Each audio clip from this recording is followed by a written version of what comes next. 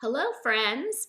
We are going through the Bible and we're trudging through, and we just are about to start the book of First Samuel. And so I'm going to give us kind of an overview.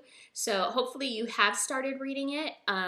If not, that's all right too. But this will give you some insight if you at least watch this video, and I'll try to keep it short so that you can get the main points out of where the reading is going. And so far we finished Genesis, Exodus, Leviticus, Numbers, and Deuteronomy, which were the books of law. Those are the books written by Moses, dictated to Moses by God.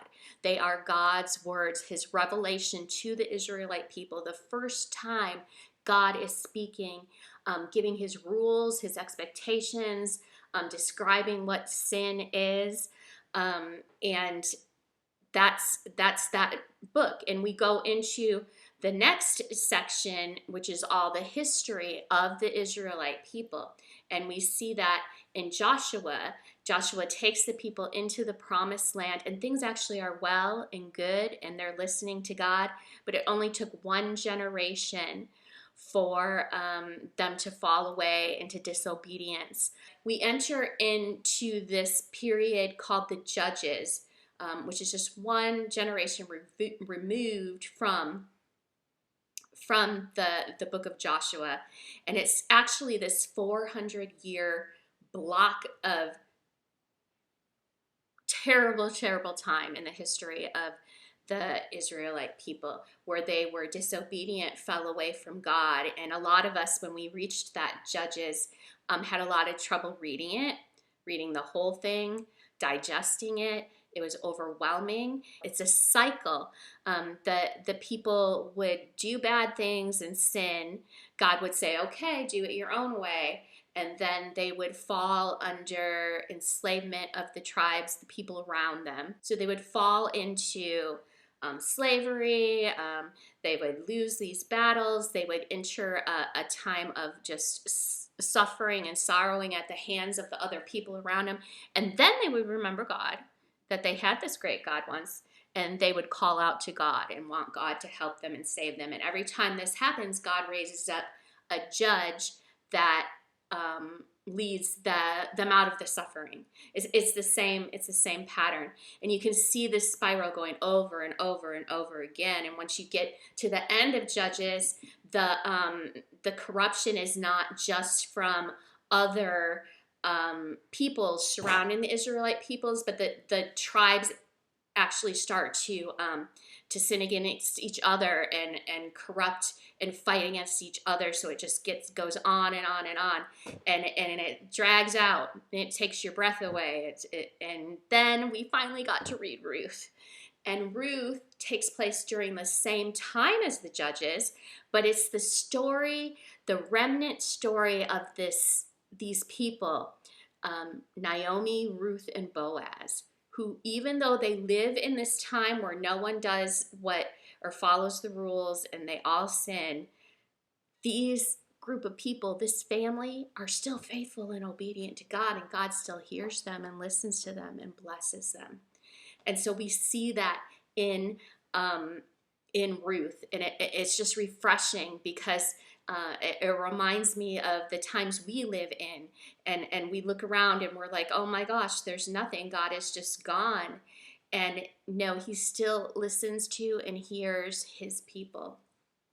And so First Samuel is going to start out talking about another one of those faithful people. The beginning of First Samuel starts out in this time of the Judges, this 400-year system of corruption that the people were in. And it starts out with, you're going to meet Hannah. And Hannah is faithful and obedient and trusts God. And she is barren, childless, and she goes to the temple praying and begging God for a child. And she makes the promise to God that if she is given a child, she will turn that child over to the priests at the temple and dedicate that child to God in the service of God. And she makes good on her promise. She is faithful. So we see that hope again being restored through certain people. And Hannah, in her prayers, and there's a section of her poems, her story and her poem and prayer, it's in chapter 2 of First Samuel, really lies out the main theme. There's two main themes that run through the book of Samuel, and and Hannah gives them to you right at the beginning. So I encourage you, if you haven't got a chance to read First Samuel, or you know you're not going to get to read it, just read First Samuel chapter 2. It's called Hannah's Prayer, and you will get the themes that run through the whole section of Book of Samuel. And the first one is God looks down and opposes the proud, and he exalts the humble. And you see this in a bunch of different scenarios in this book through the people that this Samuel book is going to talk about.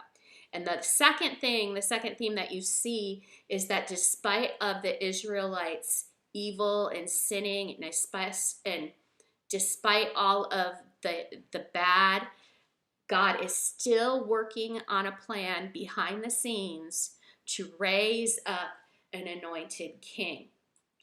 And so in this book of First Samuel, you're going to see the story of three men. The first one is Samuel, the second one is King Saul, and the third is King David. So you're going to see that. First and Second Samuel are the same story. It's just broken into two pieces. You can read it all as one. It's one piece of literature.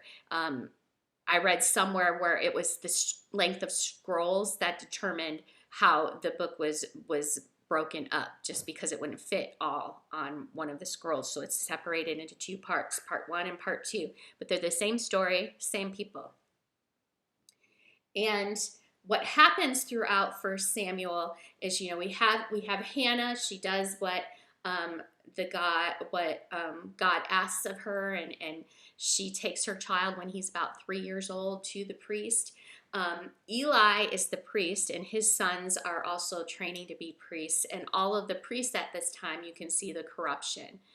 Their sons are doing bad and evil things. And then we raise up Samuel beside him, and you can see the contrast between the corrupt prophets and the corrupt priests, and then you have Samuel, who is faithful and loyal and serves God.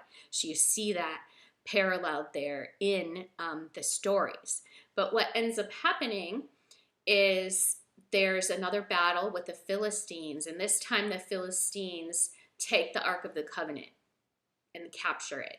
And it's kind of funny is not the right word, but it is a great story, because they capture the Ark of the Covenant and then they get it, and some of them open it and look inside and they die, and plagues are released, and eventually they're like, we don't want this Ark, and they get the Ark back, because they realize that this is not something that you can steal and have anywhere else. But so you'll read that story, and then Eli passes on, and the people at this time are, because they've lost the ark in this devastating battle, they cry out that they want a king now. They want a king, a leader like all of the other nations around them. And God is frankly offended by this, because he wants to be their only king. Moses talked about a king, and God talked about a king earlier, and he knew that they would want a king. But the idea of the king wasn't ruling over the people. He was just carrying out God's message and God's will here on earth. And so they got what they asked for, and they got this first king, King Saul, which God did empower. And in the beginning, he did good things kind of for the people. And but what happens very quickly is Saul has no character, no integrity. He is disobedient. He wants the glory for himself. He's proud. Remember that theme that God opposes the proud and raises up the humble. So you have that whole theme, because you're going to see how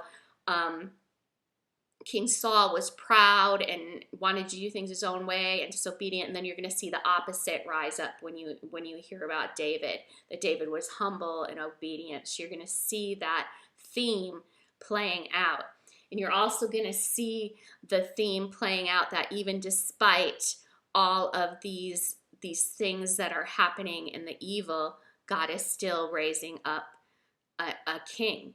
And so when it transitions, you'll get King David, which is a better king, and you'll see the different reasons. So why he serves the people better, and he's just more faithful and obedient to God. Yes, he does end up doing crazy, terrible, bad, sinful things, but you get to see a good picture of that in here.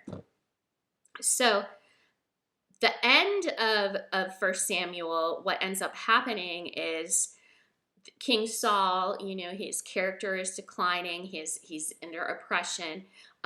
They anoint David to be the future king and have him come stay at the palace to learn how to be a king, I guess, from the people around him. And King David is so paranoid, or King Saul is so paranoid, it starts to drive him mad. He starts to chase David all over the country, trying to kill him several times, even wanted to kill his sons, and he ends up killing himself at the end. He just kind of cycles into his madness and ends up taking his own life. And then we're at the beginning. It ends, 1 Samuel ends right where we're ready to transition David to being anointed as king. And so that gives you a pretty good overview of what 1 Samuel entails. There's so much golden little goodies that are in here too that we can pull out. But that's a brief overview. And hopefully I'll be talking with some of you on Zoom so we can talk out and share what exciting things that we found when we did our readings.